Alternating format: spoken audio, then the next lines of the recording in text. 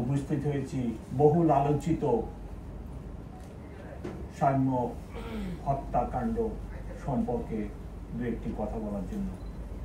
আপনারা জানেন, এই ঘটনাটি ঘটার পরে ঢাকা বিশ্ববিদ্যালয়ে প্রায় প্রতিদিনই সন্ধ্যায় এবং সকালে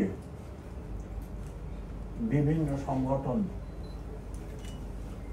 হত্যাকাণ্ডের রহস্য উদ্ঘাটনের জন্য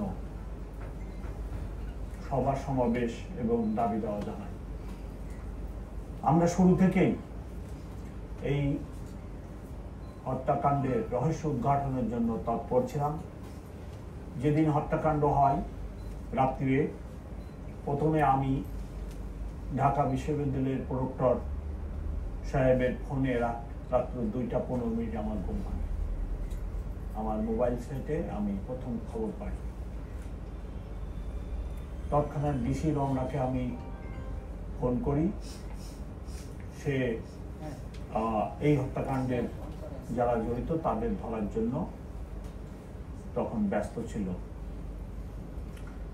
পরবর্তীতে নানা ধরনের গ্রুপ নানা ধরনের কথাবার্তা বলে, তো আমরা সবাইকে আশ্বস্ত করি যে আপনারা ধৈর্য ধরেন, ঢাকা মেট্রোপলিটন পুলিশ কাজ করছে, আমরা অনতিবিলম্বে এই ঘটনার রহস্য উদ্ঘাটন করতে সক্ষম হব।